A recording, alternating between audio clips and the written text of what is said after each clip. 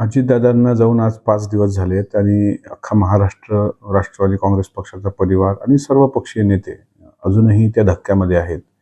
आणि अजितदादांच्या मृत्यूच्या संदर्भामधल्या अनेक चर्चा ह्या महाराष्ट्राच्या सर्वसामान्य ग्रामीण भागापासून शहरापर्यंत आहेत. काल मी तशा काही चर्चा राजभवनच्या शपथविधीच्या पूर्वी ऐकल्या. देवगिरीवर असताना नंतर मला लोकांनी विचारलं आणि एक गोष्ट काही लोकांच्या सांगण्यावरून लक्षात आली, की दादांची बॉडी ओळखण्यासारखी नसताना कागदपत्राला साधा जाळ लागला नाही किंवा कागदपत्र कसे जळाले नाहीत. त्याच्यामुळे प्रश्न असे आहेत, की विमानाचं टेक ऑफ किती वाजता होतं? विमानात पहिलं टीव्हीवर बातम्या चालल्या, 6 लोकं बसली होती. मी आता माहिती घेऊन पाहतोय तर त्याच्यामध्ये 5 लोकांची नावं दिसत आहेत. एक कॅप्टन, दुसरे को कॅप्टन आणि त्याच्यानंतर ती माळी नावाची मुलगी, स्वतः दादा आणि विदीप जाधव त्यांचे बॉडीगार्ड, असे 5 दिसतात. पण पूर्वी मग 6ची बातमी चालली. त्याच्यानंतर फ्युएल त्याच्यामध्ये असताना विमानाला घिरट्या घेण्याच्या संध्या होत्या. 100ही घिरट्या विमानाने घेतल्या असत्या आणि सेफ लँडिंग करता प्रयत्न केला असता तरी दादांचा जीव वाचला असता.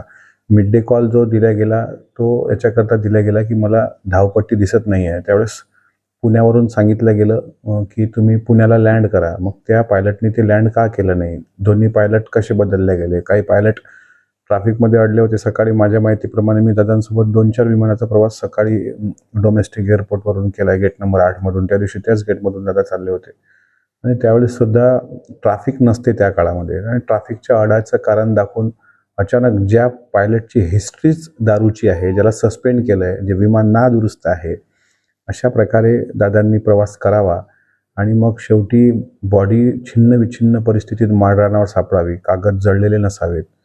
आणि याबद्दलची साशंकता एक कार्यकर्ता म्हणून माझ्या मनात आहे. म्हणून काही प्रश्न मी उपस्थित केलेत. आता CID चौकशी संदर्भात स्वतः मुख्यमंत्री साहेबांनी तसे निर्देश दिलेत, तशी चौकशी सुरू पण आहे. पण उच्चस्तरीय पण चौकशी याची झाली पाहिजे. स्वतः केंद्रानं यात लक्ष घातलं पाहिजे, की हे काय आहे? हा घात आहे की घातपात घडून आणलाय की अपघात आहे? मला कोणावर शंका घ्यायची नाही आहे. पण माझ्या शंकेचं निरासरण पण व्हावं, कारण हुरहुर वाटते आहे. अनेक लोक काळाच्या असे जातात. कारण अजितदादा जाणं म्हणजे अजितदादाच्या देहाचं नुकसान नाही आहे. ते केवळ पवार परिवाराचं नुकसान नाही आहे. ते अख्ख्या महाराष्ट्राच्या अनेक पिढ्यांचं नुकसान आहे. अजितदादासारखा नेता घडायला असंख्य काळ लोटावा लागतो. त्याच्यामुळे मन व्यथित आहे. घास नरड्याखाली जात नाही अशी घरातल्या लहान लहान मुलांची परिस्थिती आहे. तुम्ही स्वतः पत्रकारांनी दाखवलं, लहान लहान मुलं रडतायत, पत्रकार रडतायत. आणि अशा माणसाचं अकाली जाणं, आणि तेही अशा प्रकारे. जो माणूस साहेब गाडीत बसल्यानंतर सीट बेल्ट लावल्याशिवाय बसत नव्हते दादा, ते माणूस विमानातून डायरेक्ट बॉडीत काय सांगतात, की नंतर घड्याळावरून ओळख पडली. आता ती घड्याळ कुठे आहे? पोस्टमॉर्टम केल्यानंतर, पोस्टमॉर्टमच्या वेळेस तो अहवाल आता कसा येतो ते पण पाहावं लागेल. आणि साधारणपणे